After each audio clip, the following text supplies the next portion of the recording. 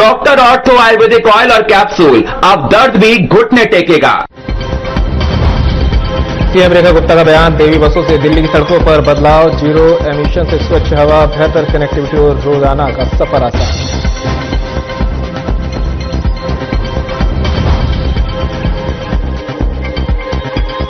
दिल्ली के कारियापा मैदान में एनसीसी रैली का आयोजन, पीएम मोदी ने लिया भाग। मौके पर पीएम मोदी ने कार्यक्रम को किया संबोधित।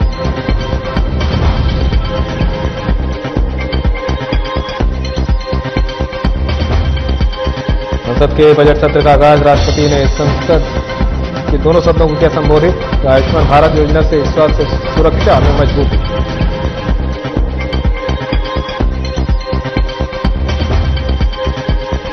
परीक्षा पे चर्चा 2026 बना राष्ट्रीय उत्सव, सीएम रेखा गुप्ता ने की सराहना, पीएम मोदी ने किया सीधा संवाद। 6 करोड़ से अधिक सहभागी।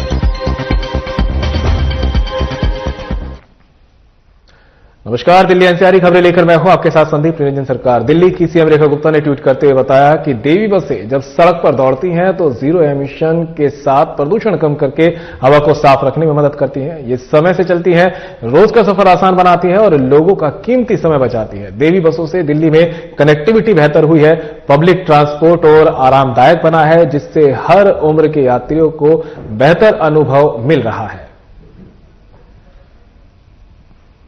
मोबिलिटी का यह दिल्ली का डेली कम्यूट अक्सर स्लो था, पोल्यूटेड था और अनरिलायबल लगता था। पहले की बसों में बहुत आवाज आती, पर जो अब इलेक्ट्रिक बसें हैं उसमें जो है आवाज नहीं है और पोल्यूशन भी नहीं है। दिल्ली के लिए ये काफी अच्छी बसेस है, मॉडर्न बसेस हैं, काफी फैसिलिटी है इनके अंदर। तो रेखा गुप्ता जी को बहुत बहुत धन्यवाद।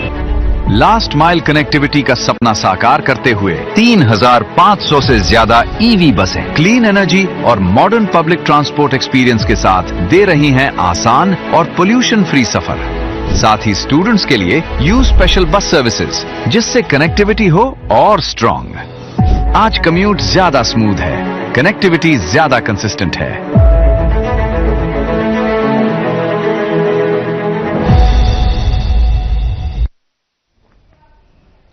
दिल्ली के कारियापा मैदान में एनसीसी रैली का आयोजन किया गया, जिसे पीएम मोदी ने भी भाग लिया। इस मौके पर पीएम मोदी ने कार्यक्रम को संबोधित किया। क्या कुछ कहा, आपको सुनाते हैं।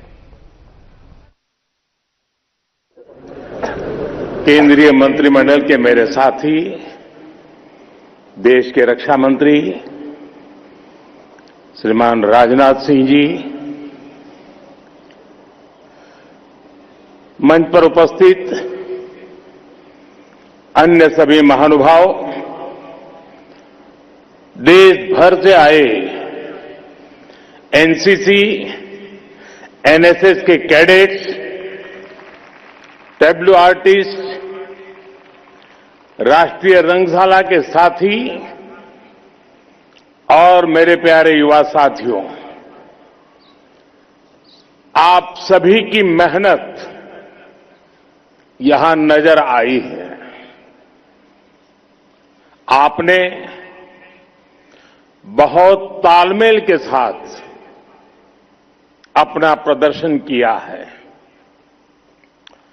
लेकिन साथियों, आज का दिन हमारे लिए एक बड़ा दुख लेकर भी आया है। आज सुबह ही महाराष्ट्र में दुखद विमान दुर्घटना हुई है। इस दुर्घटना ने महाराष्ट्र के उप मुख्यमंत्री अजीत पवार जी और कुछ साथियों को हमसे छीन लिया है। अजीत दादा ने महाराष्ट्र और देश के विकास में अपना बड़ा योगदान दिया है। विशेष रूप से गांवों के जीवन को बेहतर बनाने के लिए उन्होंने हमेशा आगे बढ़कर काम किया। मैं अजीत पवार जी के परिवार के प्रति संवेदना व्यक्त करता हूं। जिन साथियों को हमने इस हादसे में खोया है, इस पीड़ा की घड़ी में हम सभी उनके परिजनों के साथ हैं। साथियों, दुख और संवेदना के इन पलों के बीच मैं यहां मौजूद आप सभी कैडेट्स का, विभिन्न मित्र देशों से आए कैडेट्स और ऑफिसर्स का अभिनंदन भी करूंगा। इस बार भी यहां बहुत बड़ी संख्या में गर्ल्स कैडेट्स आई हैं। मैं उनका विशेष रूप से अभिनंदन करता हूं। साथियों, एनसीसी एक ऐसा संगठन, एक ऐसा आंदोलन है जो भारत की युवा शक्ति को आत्मविश्वासी बनाता है, अनुशासित बनाता है, संवेदनशील बनाता है और राष्ट्र के लिए समर्पित नागरिक बनाता है। आप सभी हर साल अपनी भूमिका को और सशक्त कर रहे हैं। बीते वर्षों में एनसीसी कैडेट्स की संख्या 14 लाख से बढ़कर 20 लाख हो चुकी है।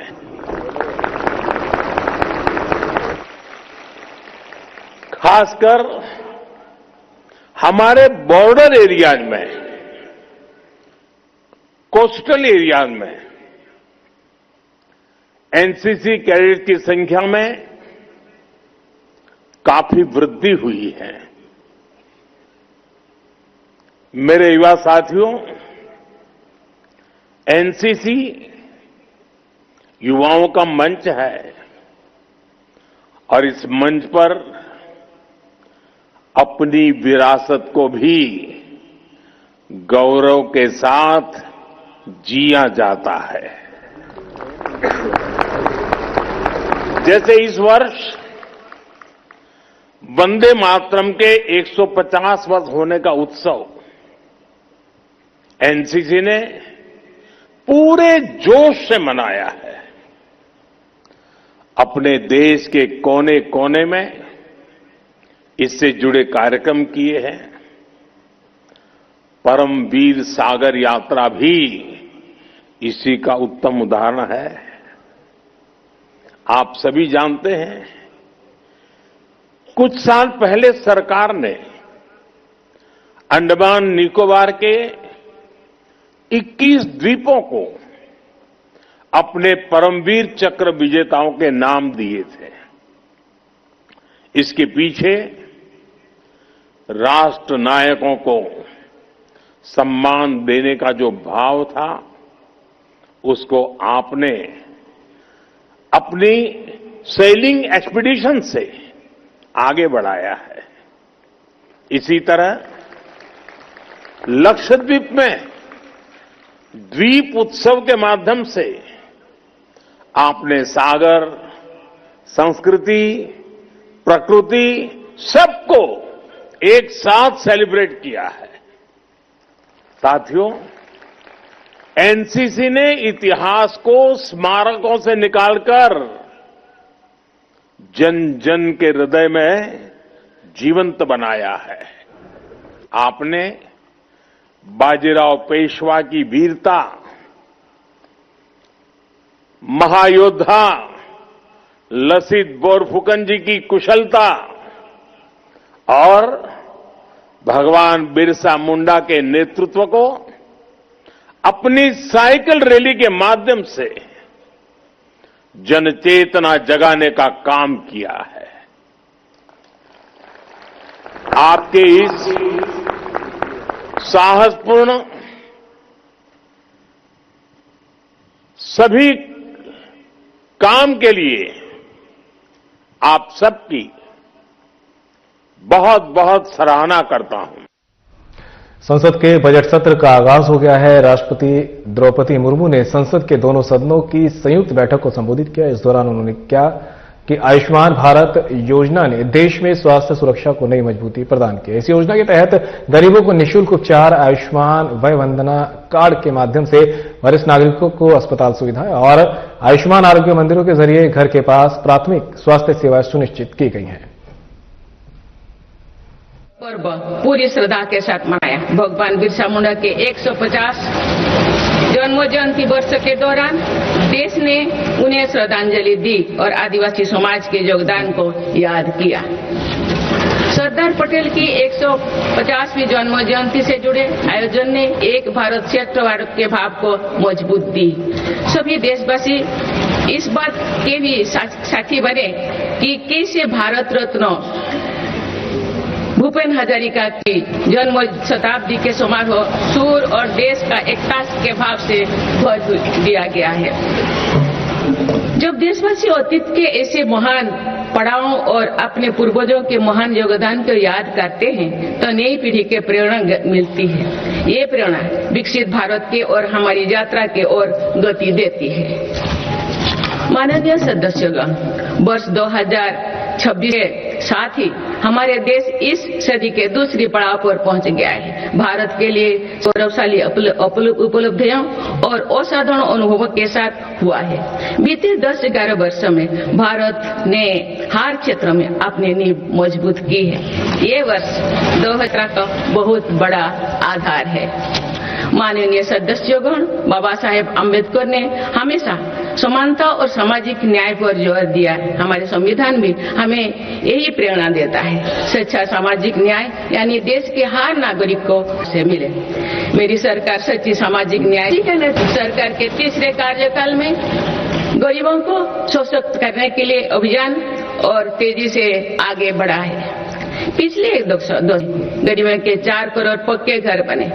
बीते 1 वर्ष में 32 लाख नए घर। जल जीवन मिशन के 5 में करीब 1 करोड़ नए परिवार तक नल से जल की सुविधा पहुंची। उज्ज्वला योजना के माध्यम से अब तक 10 करोड़ से ज्यादा परिवारों को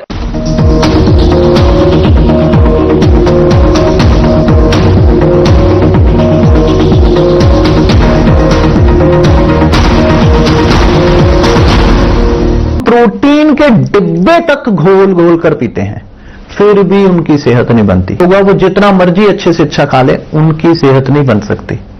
इसलिए हमारी संस्था सन्यासी आयुर्वेदा ने एक ऐसी दवा का निर्माण किया है जो कि आपके लिवर को, आपके पाचन तंत्र को दुरुस्त करने का काम करती है, ताकि आप जो भी खाएं उसका पूरे का पूरा निचोड़ आपके शरीर को लगे, आपकी भूख बढ़े, खाया पिया सही से लगे, नया खून बने, हड्डियों में जान आए, वजन बढ़े और आप मोटे तगड़े खूबसूरत पर्सनैलिटी के मालिक बन जाए।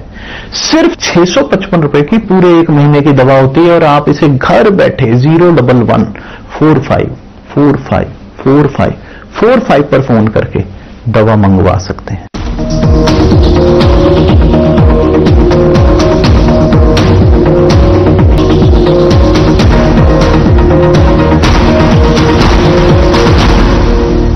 बहुत बड़ा आधार है।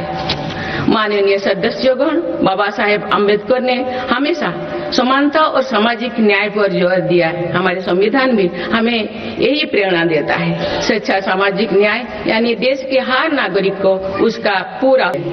मेरी सरकार सच्ची सामाजिक न्याय के लिए समर्पित है और इसी का नतीजा है कि पिछले 1 दशक में 25 करोड़ देशवासी गरीबी को हराकर गरीबी से सशक्त करने के लिए अभियान और तेजी से आगे बढ़ा है। पिछले 1 दशक में गरीबों के 4 करोड़ पक्के घर बने। बीते 1 वर्ष में 32 लाख नए घर गरीबों के को मिले। जल जीवन मिशन के 5 वर्षों में 12.5 करोड़ नए परिवारों तक पाइप से पानी पहुंचाया गया है। बीते 1 वर्ष में 10 करोड़ से ज्यादा परिवार तेजी से आगे बढ़ रहा है। मेरी सरकार पारदर्शी और ईमानदार व्यवस्थाओं को स्थायी बना रही है। इसी एक वर्ष में माननीय सदस्यगण, मेरी सरकार दलितों, पिछड़ों, वंचितों, जनजातीय समाज सभी के लिए पूरी संवेदनशीलता से 2014 की शुरुआत में सिर्फ 25 करोड़ नागरिकों तक की सोशल सिक्योरिटी की योजनाएं पहुंच पाती थी। सरकार के प्रयासों में निरंतरता की वजह से आज करीब 95 करोड़ किए जा चुके हैं। वर्ष में करीब 1 करोड़ बुजुर्गों को वय वंदना कार्ड जारी किए गए। इनकी मदद से करीब 8 लाख बुजुर्गों ने अस्पतालों में भर्ती रहते हुए अपना मुफ्त इलाज कराया है। आज देश में बने 1,80,000 आयुष्मान आरोग्य मंदिर की वजह से मरीजों को घर के पास इलाज मिलना सुनिश्चित हुआ है। मेरी सरकार ने बड़ी बीमारियों के खिलाफ निर्णायक लड़ाई लड़ी है। सिकल सेल एनीमिया उन्मूलन मिशन में 6.5 करोड़ से अधिक नागरिकों का स्क्रीनिंग की गई है। इससे कई जनजातीय इलाकों में इस बीमारी को रोकने में मदद मिली है। मिशन मोड में चलाए जाए गए अभियानों के कारण जापानी इंसेफेलाइटिस जैसे बीमारियों पर प्रभावी नियंत्रण पाया गया है। उत्तर प्रदेश के कई पिछड़े इलाके ग्रामीण क्षेत्रों में इस रोग की प्रभावी रोकथाम सुनिश्चित हुई है। ये गर्व की बात है कि विश्व स्वास्थ्य संगठन में भारत को आंखों का संक्रमण ट्राइकोमा से मुक्त घोषित कर दिया है। मेरी सरकार हर नागरिक को बीमा सुरक्षा देने के लिए भी प्रतिबद्ध है। प्रधानमंत्री जीवन ज्योति बीमा योजना और पीएम सुरक्षा बीमा योजना की इसमें बड़ी भूमिका है। इन योजनाओं से करोड़ों जरूरतमंद नागरिकों को बीमा कवरेज मिला है। इनके तहत 24,000 करोड़ रुपया से अधिक का क्लेम भी दिया गया है। ये योजनाएं संकट के समय करोड़ों गरीबों का संबल बनी है। माननीय सदस्यगण, मुझे ये देखकर संतोष है कि आज देश के युवा, किसान, श्रमिक और उद्यमी विकसित भारत के निर्माण में अपनी भूमिका का लगातार विस्तार कर रहे हैं। बीते वर्ष के उत्साहवर्धक आंकड़े इसका प्रमाण है। पिछले वर्ष में भारत ने रिकॉर्ड 350 मिलियन टन से ज्यादा खाद्यान्नों का उत्पन्न हुआ है। 150 मिलियन टन उत्पादन के साथ भारत दुनिया का सबसे बड़ा चावल उत्पादन देश बन गया है। हमारा देश विश्व का दूसरे सबसे बड़ा मछली उत्पादन देश भी बना है। ये ब्लू इकोनॉमी में देश की सफलता को दिखाता है। दूध उत्पादन क्षेत्र में भी भारत दुनिया के सबसे सफल देश के रूप में जाना जाता है। एक सहकारिता आंदोलन की मजबूती का परिणाम है। देश के मैन्युफैक्चरिंग सेक्टर में भी इस दौरान रिकॉर्ड ग्रोथ दर्ज किया है। मोबाइल मैन्युफैक्चरिंग जैसे फील्ड में भारत अब दुनिया का दूसरे सबसे बड़ा देश बन गया है। 2025-26 के पहले 5 महीने में भारत का स्मार्टफोन एक्सपोर्ट 1 लाख करोड़ रुपया के पार हो गया था। इस साल भारत ने 100 से अधिक देशों को इलेक्ट्रिक व्हीकल का निर्यात शुरू किया। माननीय सदस्यगण, मेरी सरकार भ्रष्टाचार और घोटाला से मुक्त व्यवस्था का निर्माण करने में सफल हो रहा है। इससे करदाताओं की एक पाई देश के विकास और जन कल्याण से खर्च हो रही है। भारत आज आधुनिक इंफ्रास्ट्रक्चर पर अभूतपूर्व निवेश कर रहा है। जल, थल, नभ हर क्षेत्र में भारत की तेज गति आज विश्व में चर्चा का विषय है। अटल जी के समय पीएम ग्रामीण सड़क योजना शुरू हुई है।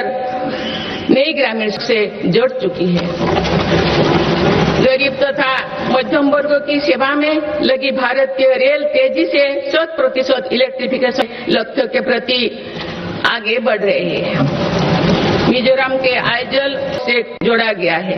बीते वर्षों जब आइजोल के स्टेशन पर पहली बार राजधानी एक्सप्रेस का आगमन हुआ तो स्थानीय लोगों के उसने सारे देश को प्रसन्नता से के भाव से जोड़ा है।